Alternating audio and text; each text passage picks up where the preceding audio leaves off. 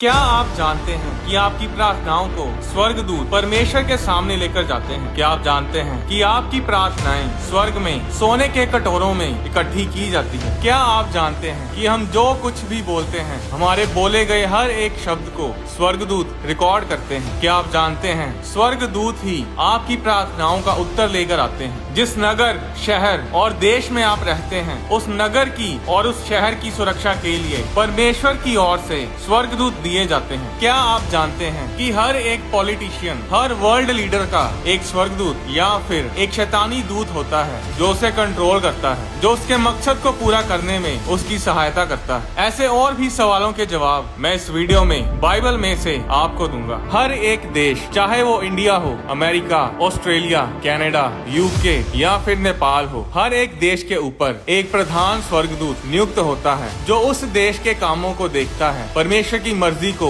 उस देश में पूरा करता है। ऐसे स्वर्गदूत भी होते हैं जो इस दुनिया में इंसान की तरह दिखते हैं, जिसके बारे में इब्रानियों अध्याय 13 उसकी 2 आयत में लिखा है, अतिथि सत्कार करना ना भूलना, क्योंकि इसके द्वारा कुछ लोगों ने अनजाने में स्वर्गदूतों का आदर सत्कार किया है। बाइबल में ऐसा बहुत बार हुआ जब स्वर्गदूत इंसान का रूप लेकर लोगों से मिलने आते थे, लोगों को आशीषित करने के लिए, उन्हें आने वाली आफत से बचाने के लिए। जब स्वर्गदूत अब्राहम के पास आए और उसकी पत्नी सारा को बच्चे की भविष्यवाणी देकर गए, तो वो स्वर्गदूत कोई बड़े बड़े पंखों वाले या बहुत सी रोशनी वाले स्वर्गदूत नहीं थे, ना ही वो शरीर में कुछ अलग से दिखने वाले दूत थे। वो साधारण से मनुष्य के जैसे दिखते थे। और जब वो इंसानी शरीर में अब्राहम के पास आते हैं तो अब्राहम उनकी सेवा करता है, उनको खाने पीने को देता है। जो 3 जन अब्राहम के पास आए थे, उनमें से एक परमेश्वर थे और 2 स्वर्गदूत थे। अब वो परमेश्वर यहोवा परमेश्वर थे या फिर यीशु मसीह थे, ये एक अलग विषय है। इसके बारे में मैं एक अलग वीडियो में आपको बताऊंगा। फिर जब स्वर्गदूतों ने लूत और उसके परिवार को बचाया, तो वो स्वर्गदूत इंसान के रूप में आए थे। वो स्वर्गदूत इंसान की तरह दिखते थे। उत्पत्ति अध्याय 19 उसकी 1 आयत में लिखा, सांझ को वे 2 दूत सदोम के पास आए और लूत सदोम के फाटक के पास बैठा था। इसके आगे हमें पता चलता है कि लूत उन 2 स्वर्गदूतों को जो मनुष्य के रूप में आए थे, उन्हें अपने घर ले जाता है और उनकी सेवा टहल करता है और उनको खाना खिलाता है। वो स्वर्गदूत जब इंसानी शरीर में होते हैं तो वो सब काम कर सकते हैं जो एक इंसानी शरीर कर सकता है। वो आपके घर आ सकते हैं आम लोगों की शक्ल में, रास्ते में आपकी सहायता कर सकते हैं। बहुत बार हमने ऐसी गवाहियां सुनी हैं जब लोग मुसीबत में होते हैं और कोई शख्स उनकी सहायता करता है और फिर गायब हो जाता है या फिर उन्हें दोबारा कभी वो नजर नहीं आता। कई बार स्वर्गदूत अनजान लोगों की तरह लोगों के सामने आते हैं, पर लोग उन्हें पहचान नहीं पाते। पूरी बाइबल पढ़ लो, उत्पत्ति से लेकर प्रकाशित वाक्य तक हम स्वर्गदूतों को काम करता देखते हैं। जब जब इस दुनिया में बड़े बड़े बदलाव आए, जब महामारियां आई, जब आशीषें आई, जब बड़ी बड़ी लड़ाइयां इस धरती पर हुई, तब तब हमने स्वर्गदूतों को इस धरती पर काम करते देखा है। स्वर्गदूतों ने बड़े बड़े राजा मारे जो परमेश्वर की आज्ञाओं को तोड़ते थे। क्या आप जानते हैं कि जब जब इस दुनिया में अलग अलग राजा एक दूसरे पर हमला करते थे और नए नए राज्य स्थापित करते थे, तब तब स्वर्गदूत राजाओं के साथ रहते थे और परमेश्वर की मर्जी को पूरा करने में उनकी सहायता करते थे। आज भी जब इलेक्शंस होते हैं, जब सरकारें बदलती हैं, तब आत्मिक क्षेत्र में बहुत बदलाव आते हैं। ऊपर आसमान में स्वर्गदूतों में और शैतानी दूतों में जंग होती है। और क्या आप जानते हैं कि हर एक वर्ल्ड लीडर, चाहे वो प्राइम मिनिस्टर हो या प्रेसिडेंट हो, उसके साथ या तो एक शैतानी दूत होगा जो उसे कंट्रोल करता होगा, या फिर स्वर्गदूत होगा जो परमेश्वर की मर्जी को पूरा करने के लिए उसकी सहायता करेगा। इसका प्रूफ मैं आपको बाइबल में से दूंगा। बाइबल बताती है कि परमेश्वर द्वारा स्वर्गदूतों को काम दिए जाते हैं वर्ल्ड लीडर्स की, पॉलिटिशियंस की, परमेश्वर के लोगों की सुरक्षा करने के लिए, उनकी सहायता करने के लिए। दानियल अध्याय 11 उसकी 1 आयत में स्वर्गदूत ने दानियल से कहा, और दारा मादी के राज्य के पहले वर्ष में उसको हियाव दिलाने और बल देने के लिए मैं खड़ा हो गया। इस वचन में लिखा है कि एक स्वर्गदूत को स्वर्ग से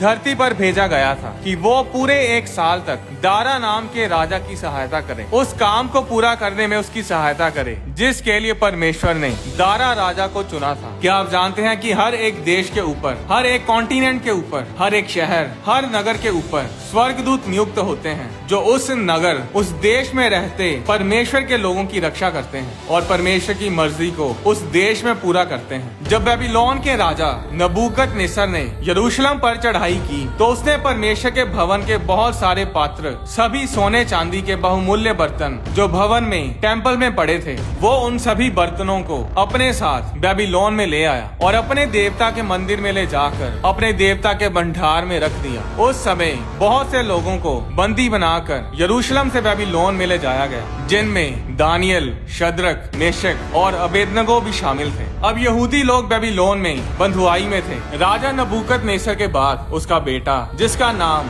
बेलशस्सर था, राज्य करने लगा। दानियल अध्याय 5 उसकी 1 आयत में लिखा, बेलशस्सर नामक राजा ने अपने 1000 प्रधानों के लिए बड़ी जेवनार की, यानी उन्हें खाने पर बुलाया, बड़ी पार्टी की। उस समय वो राजा परमेश्वर के भवन के बर्तन जो उसका पिता नबूकदनेस्सर राजा यरूशलेम से लाया था, उन पवित्र बर्तनों को मंगवाता है और उन पवित्र बर्तनों में वो सब लोग खाने पीने लगते हैं। और उसी समय मनुष्य के हाथ के जैसी कई उंगलियां निकलकर दीवट के सामने राजा के भवन की दीवार के ऊपर लिखने लगी। इस पूरे अध्याय को आप जरूर पढ़ें। होता ये है कि परमेश्वर का न्याय प्रकट होता है और वो राजा दोषी ठहरता है। उस हाथ ने जो कुछ उस दीवार पर लिखा था वो भाषा किसी को समझ नहीं आती और इसीलिए दानियल को बुलाया जाता है और दानियल राजा को उस भाषा का अर्थ बताता है, जिसके बारे में दानियल अध्याय 5 उसकी 26 से 28 आयत में लिखा है। इस वाक्य का अर्थ ये है, मने अर्थात परमेश्वर ने तेरे राज्य के दिन गिनकर उसका अंत कर दिया। तकेल, तू मानो तराजू में तोला गया और हल्का पाया गया। परेस अर्थात तेरा राज्य बांटकर मादियों और फारसियों को दिया गया है। 30 आयत में लिखा, उसी रात बेलशस्सर मार डाला गया। अब नया राजा आता है जिसका नाम था दारा, जो मादियों में से था और इसीलिए उसे दारा मादी बोला जाता था। अब यही वो राजा था जिसके बारे में स्वर्गदूत दानियल को बताते हैं कि दारा मादी के राज्य के पहले वर्ष में स्वर्गदूत उस राजा को हौसला देने के लिए, उसकी सहायता करने के लिए स्वर्ग से भेजा गया था। दानियल अध्याय 2 उसकी 21 आयत में लिखा, समयों और ऋतुओं को परमेश्वर ही पलटता है, राजाओं का अस्त और उदय भी वही करता है। परमेश्वर ही राजाओं को स्थापित करता है और परमेश्वर ही उनको कुर्सी से उतारता है और परमेश्वर के सब काम परमेश्वर के स्वर्गदूत पूरा करते हैं। ये दुनिया एक सुरक्षित जगह नहीं है। हर रोज खबरों में दिल दहला देने वाली खबरें और घटनाओं के बारे में हम सुनते हैं। लोग कहते हैं इंडिया में हम सेफ नहीं हैं। आप दुनिया के किसी भी कोने में चले जाएं, आप अगर परमेश्वर में नहीं हैं तो आप कहीं भी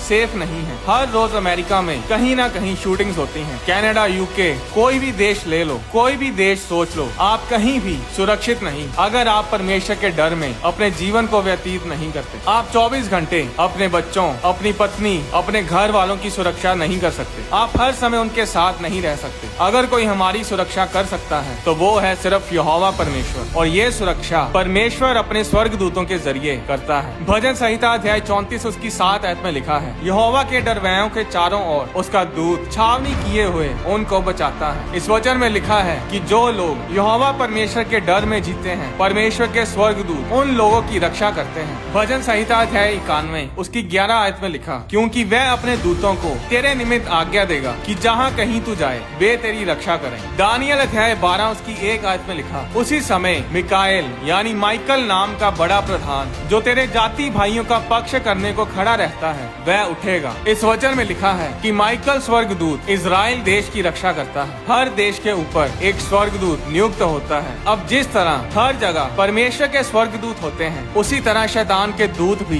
देशों में और नगरों में लोगों की जिंदगियों में गड़बड़ी करते हैं। इन दुष्ट आत्माओं के इलाके होते हैं और ये उन इलाकों को कभी छोड़कर नहीं जाती। दानियल अध्याय 10 में जब दानियल 21 दिन की फास्टिंग प्रेयर में था तो स्वर्गदूत दानियल के पास आता है और उसे बताता है कि पहले ही दिन जब उसने प्रार्थना करनी शुरू की, उसी दिन उसकी प्रार्थना सुनी गई और उसी दिन स्वर्गदूत उसकी प्रार्थना का उत्तर लेकर स्वर्ग से निकल पड़ा था। 13 आयत में स्वर्गदूत दानियल को बताता है कि फारस के राज्य का प्रधान यानी प्रिंस ऑफ पर्शिया 21 दिन तक मेरा सामना किए रहा, परंतु माइकल स्वर्गदूत जो मुख्य प्रधानों में से है वह मेरी सहायता के लिए लिए आया। 20 आयत में स्वर्गदूत बताता है कि अब मैं फारस के प्रधान से लड़ने को लौटूंगा और जब मैं निकलूंगा तब यूनान का प्रधान आएगा, यानी प्रिंस ऑफ ग्रीस भी स्वर्गदूत के साथ लड़ने को आएगा। अब ये फारस का प्रधान, यूनान का प्रधान, ये कोई इंसानी राजा नहीं थे, ये वो गिरे हुए स्वर्गदूत थे, वो दुष्ट स्वर्गदूत थे जो फारस यानी पर्शिया और यूनान यानी ग्रीस देश के ऊपर राज्य करते थे। जब उनको पता चला कि स्वर्ग से दूत प्रार्थना का उत्तर लेकर आ रहा है तो उन्होंने उस स्वर्गदूत को रोकने की पूरी कोशिश की। दानियल की प्रार्थना पहले दिन ही सुन ली गई थी और स्वर्गदूत भी पहले दिन ही स्वर्ग से निकल पड़े थे। पर रास्ते में क्या होता है? एक आत्मिक युद्ध, परमेश्वर के दूत और शैतानी दूतों के बीच में लड़ाई होती है। ऐसा ही होता है जब हम प्रार्थना करते हैं। हमारी प्रार्थनाएं स्वर्ग और पृथ्वी को हिला देती हैं। इफिसियों अध्याय 6 उसकी 12 आयत में लिखा, क्योंकि हमारा ये मल युद्ध लहू और मांस से नहीं परंतु प्रधानों से और अधिकारियों से और इस संसार के अंधकार के हाकिमों से और उस दुष्टता की आत्मिक सेनाओं से है जो आकाश में है। इस वचन में लिखा है कि हमारी लड़ाई किसी इंसान के साथ, किसी धर्म के साथ नहीं, किसी जाति के साथ नहीं है। हमारी लड़ाई शैतान के साथ है, प्रधानों के साथ है, जिसके बारे में स्वर्गदूत ने दानियल को बताया था। फारस राज्य का काम था इजराइल के ऊपर अपना अधिकार करना और इजराइल देश को खत्म करना। क्या आप जानते हैं कि आज फारस देश का नाम क्या है? फारस देश आज ईरान देश के नाम से जाना जाता है और आज भी वो फारस का प्रधान उस ईरान देश के ऊपर राज्य करता है और आज भी ईरान देश इजराइल देश को खत्म करने में लगा है। पर ऐसा होगा नहीं। बाइबल ये बताती है कि जब भी हम प्रार्थना करते हैं तो वो प्रार्थना उसी समय सुनी जाती है और उसी समय परमेश्वर के स्वर्गदूत हमारी प्रार्थना पर काम करने लग जाते हैं। हो सकता है आप किसी काम के लिए कई दिनों, हफ्तों या सालों से प्रार्थना कर रहे हैं और वो काम पूरा होता नजर नहीं आ रहा, तो इसका मतलब ये नहीं कि हमारी प्रार्थना सुनी नहीं जा रही या फिर प्रार्थना करने से कुछ होता ही नहीं है। दानियल अध्याय 10 और 11 पढ़कर हमें पता चलता है कि हमारी प्रार्थनाएं स्वर्ग और पृथ्वी को हिला देती हैं। प्रार्थना करने से ही स्वर्गदूत स्वर्ग से भेजे जाते हैं और प्रार्थना ही से शैतान पर विजय प्राप्त होती है। परमेश्वर के लिए प्रार्थना इतनी महत्वपूर्ण है कि परमेश्वर अपने भवन, अपने मंदिर, अपनी चर्च बिल्डिंग को प्रार्थना का घर, हाउस ऑफ प्रेयर कहता है। परमेश्वर ने अपने भवन को प्रार्थना का घर कहा है, यानी कि परमेश्वर की नजरों में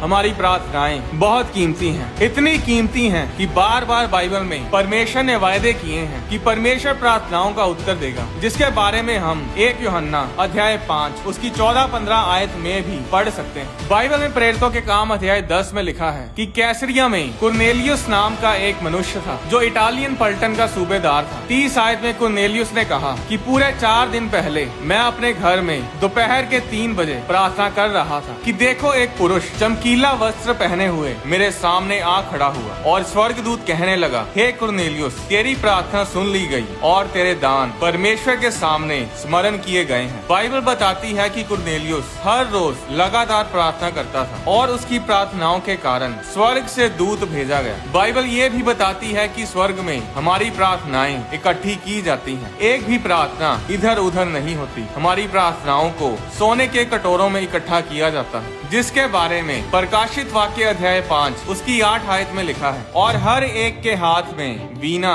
और धूप से भरे हुए सोने के कटोरे थे जो कि पवित्र लोगों की प्रार्थनाएं हैं। पुराने नियम में परमेश्वर ने आज्ञा दी थी कि भवन यानी मंदिर में हर रोज सुबह शाम एक वेदी के ऊपर धूप जलाया जाए और उस धूप के जलाने के लिए परमेश्वर ने एक खास वेदी यानी ऑल्टर को बनाने के लिए कहा था और उस वेदी के ऊपर ही उस धूप को सुबह शाम जलाया जाता था। अब ये धूप की वेदी परमेश्वर के लोगों की प्रार्थनाओं को दर्शाती है। जिस तरह धूप के जलाने पर धूप का धुआं ऊपर जाता था, उसी तरह विश्वासी लोगों की प्रार्थनाएं ऊपर स्वर्ग में परमेश्वर के सामने पहुंचती हैं। दाऊद ने इसके बारे में भजन संहिता अध्याय 41 उसकी 2 आयत में परमेश्वर से कहा, मेरी प्रार्थना तेरे सामने सुगंध धूप और मेरा हाथ फैलाना संध्या काल का अन्न बलि ठहरे। अब प्रकाशित वाक्य अध्याय 8 उसकी 3 आयत में हम फिर से देखते हैं, फिर एक और स्वर्गदूत सोने का धूप दान लिए हुए आया और वेदी के निकट खड़ा हुआ और उसको बहुत धूप दिया गया कि सब पवित्र लोगों की प्रार्थनाओं के साथ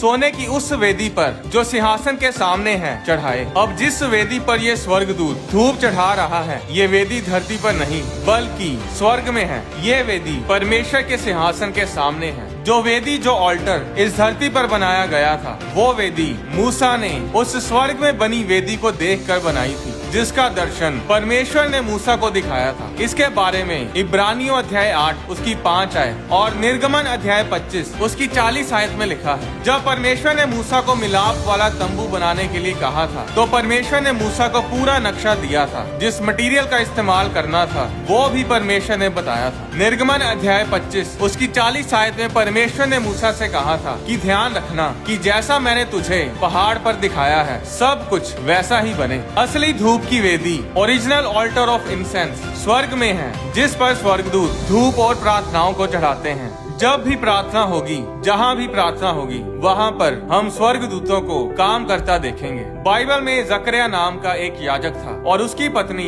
हारून के वंश की थी, जिसका नाम इलिशिबा था, और वे दोनों परमेश्वर के सामने धर्मी थे और प्रभु की सारी आज्ञाओं और विधियों पर निर्दोष चलने वाले थे। उनके कोई भी संतान ना थी, क्योंकि इलिशिबा बांझ थी और वे दोनों बूढ़े थे। एक दिन जब जकरिया मंदिर में धूप जला रहा था, तो लूका अध्याय 1 उसकी 11 आयत में लिखा कि प्रभु का एक स्वर्गदूत धूप की वेदी की दाहिनी ओर खड़ा हुआ उसको दिखाई दिया। 13 आयत में लिखा, परंतु स्वर्गदूत ने उससे कहा, हे जकरिया, भयभीत ना हो, क्योंकि तेरी प्रार्थना सुन ली गई है और तेरी पत्नी इलिशिबा से तेरे लिए एक पुत्र उत्पन्न होगा और तू उसका नाम यूहन्ना रखना। बाइबल बताती है कि जकरिया के कोई संतान नहीं थी और वो जवानी से बुढ़ापे तक प्रार्थना करता रहा, परमेश्वर में विश्वास में बना रहा और परमेश्वर के कामों को करता रहा, और उसकी प्रार्थना का उत्तर उसे मिला। उसकी प्रार्थना के कारण ही स्वर्गदूत स्वर्ग से उसकी आशीष लेकर आया। हर एक विश्वासी का एक स्वर्गदूत होता है। आपका स्वर्गदूत कैसा दिखता है, इस वीडियो का लिंक डिस्क्रिप्शन में दिया हुआ है। उस वीडियो को देखने के बाद आपको पता चल जाएगा कि आपका स्वर्गदूत कैसा दिखता है। एक बात को हमेशा याद रखें कि हम प्रार्थना सिर्फ परमेश्वर से करते हैं, स्वर्गदूतों से नहीं। जब हम परमेश्वर से प्रार्थना करते हैं, तभी स्वर्गदूत हमारी प्रार्थना को पूरा करने के लिए काम पर लग जाते हैं। आने वाली वीडियोस में मैं आपको बताऊंगा कि किस तरह हम स्वर्गदूतों को काम पर लगा सकते हैं, किस तरह हम अपनी प्रार्थनाओं का रिजल्ट ले सकते हैं। यरीहो की दीवार कैसे गिरी थी, उस दीवार के गिरने के पीछे क्या रहस्य था। आने वाली वीडियोस में मैं यीशु मसीह के दूसरे आगमन के बारे में कुछ और गहरी बातें शेयर करूंगा जो आपने कभी नहीं सुनी होंगी। दानियल एक प्रार्थना करने वाला इंसान था और बाइबल बताती है कि जब उसे शेरों की मांद में डाल दिया गया था, तो उसको बचाने के लिए परमेश्वर ने अपने स्वर्गदूत को भेजा था। अगर आपका परिवार मसीह में नहीं है, आपका पति, आपकी पत्नी, आपका दोस्त, आपके रिश्तेदार, जो कोई भी मसीह में नहीं है, तो हर रोज उनके उद्धार के लिए प्रार्थना करें। अपनी सुरक्षा के लिए, दूसरे लोगों की सुरक्षा के लिए, सुसमाचार के लिए, पास्टर्स के लिए, सेवा करने वालों के लिए प्रार्थना करें। अपने देश, अपने शहर, अपने नगर के लिए प्रार्थना करें। मरने के बाद प्रार्थना नहीं कर पाओगे, फिर किसी को अपनी प्रार्थना से बचा नहीं पाओगे। तो अभी प्रार्थना करो जब कर सकते हो, क्योंकि हम जानते हैं कि हमारी कोई भी प्रार्थना खाली नहीं जाएगी। हमारी प्रार्थनाएं परमेश्वर के सामने रहती हैं, क्योंकि हमारा परमेश्वर कोई मुर्दा परमेश्वर नहीं, वो जिंदा परमेश्वर है, जिसने लाल समुद्र को 2 भाग किया, जिसने दानियल को शेरों से बचाया, जिसने शद्रक, मेशक, अबेदनगो को आग में से बचाया, जिसने स्वर्गों और पृथ्वी को बनाया, जिसने हमें अपने बेटे बेटियां बनाया, जिसने अपने लोगों को कभी भी अकेला नहीं छोड़ा। तो आप जिस भी सिचुएशन में हैं, जिस भी मुसीबत में हैं, याद रखें कि परमेश्वर और उसके स्वर्गदूत आपसे एक प्रार्थना के फासले पर हैं। आपकी एक प्रार्थना से स्वर्ग और धरती में हलचल मच जाती है। तो फिर देर किस बात की। जिस बच्चे की आशीष चाहिए, जिस परिवार को छुटकारा चाहिए, जिस जॉब या बिजनेस में आशीष चाहिए, जिस परिवार में शांति चाहिए, जो कुछ भी चाहिए, उस विषय के लिए प्रार्थना करो। आप अपने जीवन में परमेश्वर के स्वर्गदूतों को काम करता देखेंगे और आपके जीवन में बड़े बड़े बदलाव आएंगे। परमेश्वर आपको आशीष दे। परमेश्वर के वचन से जुड़े गहरे भेदों की वीडियोस को देखने के लिए होली स्पिरिट प्रोडक्शंस चैनल को सब्सक्राइब करें और साथ ही बने बेल आइकन पर क्लिक करके ऑल नोटिफिकेशंस को सिलेक्ट करें, ताकि चैनल पर अपलोड की जाने वाली हर वीडियो आपके फोन में जरूर पहुंचे। अगर आप डोनेट करना चाहते हैं तो आप होली स्पिरिट प्रोडक्शंस के बैंक अकाउंट में या QR कोड के जरिए भी हमें अपनी डोनेशंस भेज सकते हैं। परमेश्वर आपको आशीष दे।